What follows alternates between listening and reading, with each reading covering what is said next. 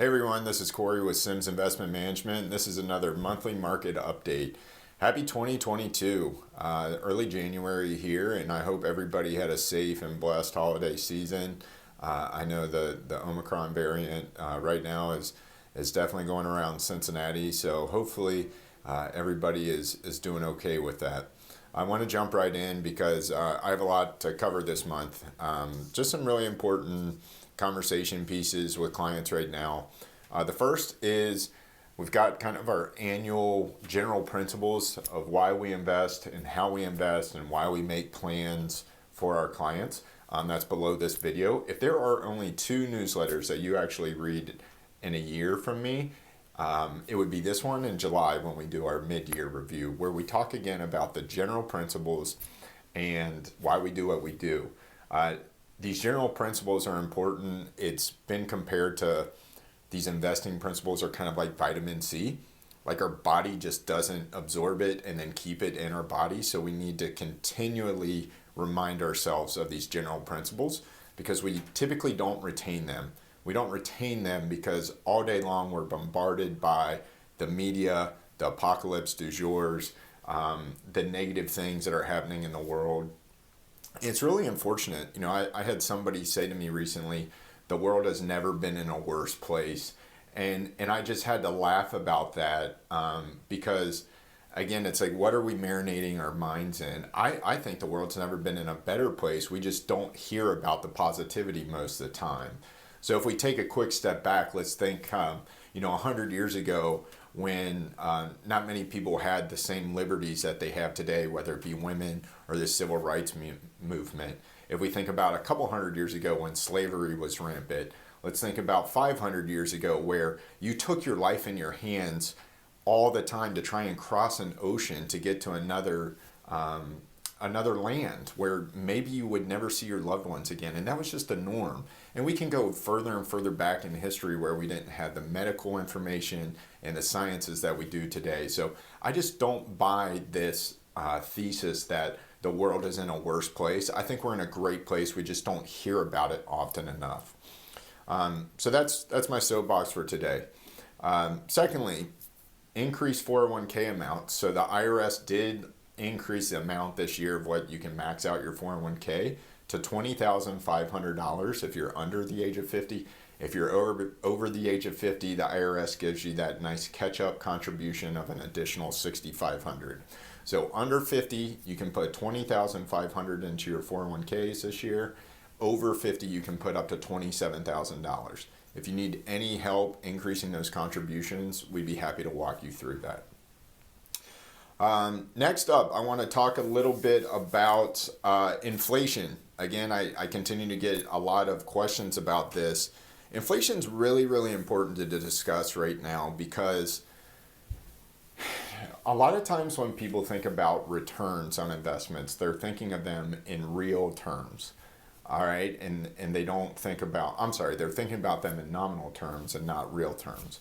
Okay, nominal returns are going to be like when I say the stock market or the S&P 500 gets a 10% rate of return, that's a nominal return.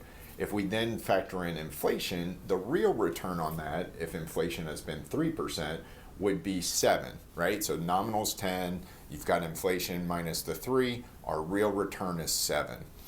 And why that's really, really critical right now is inflation over the past year is running between 6 and 7%. We haven't had that high of inflation since 1990. That was the last time we had inflation north of 6% in a year. So now let's think about where interest rates are in bonds, right? Bonds are interest rates are very, very low right now. Bonds have an inverse relationship, okay? So what that means is as interest rates rise, bond prices go down.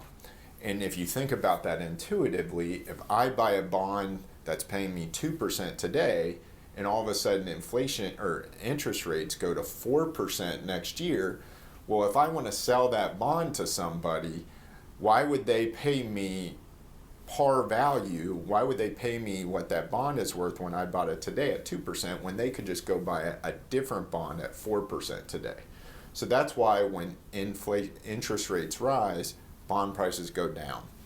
So how does that factor into what we're doing for clients? Well, when we think about real returns last year on bonds, long-term bonds lost about 6% last year because interest rates rose.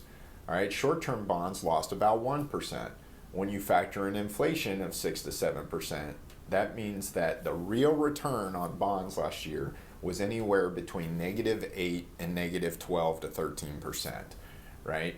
So people oftentimes think about risk as just volatility, and that is just incorrect, and we've talked about that before. Risk, there's 9 different types of risk when constructing market portfolios. Okay, there's inflation risk, there's reinvestment risk, there's volatility risk, there's concentration risk, there's geopolitical and external circumstance risk. But most people only think about volatility risk. They don't think about all the other levels of risk. I think that's why we're a little unique here. We're not going to let you put 40 to 50% of your account in fixed income right now and lose 12 to 13% of purchasing power per year unless you are kicking and screaming and saying you have to have that. It just doesn't make sense. You're losing too much purchasing power to be that conservative to protect you from volatility. So I'd love to talk more about this. We just keep getting so many questions about, will the market come down? And what's you have to remember is the market is driven by earnings, right? The market just doesn't come down just because it's gone up. It's not like gravity, okay? So if company earnings continue to grow, then the market in theory should continue to grow because those companies are now worth more. So let's talk more about this next month. I know I've gone a little bit long this month, but this is just really, really important. We're getting a lot of questions about this, and I think people, if we just take it back a level to like basic finance 101, would have a better understanding of we need to protect against inflation with strong companies and equities, and that's what we're doing for you here. We need to have a balanced portfolio of some fixed income and bonds, but not overextend ourselves if we're going into a rising interest rate environment. And yes, we're going to keep our eye on inflation and make adjustments to portfolios if we need to, but typically there's no way to protect against inflation in the short term. The only way to successfully protect against inflation is to own stocks and equities for the long run. That's it for this month. Thanks for sticking around, and we'll talk to you next month. Bye.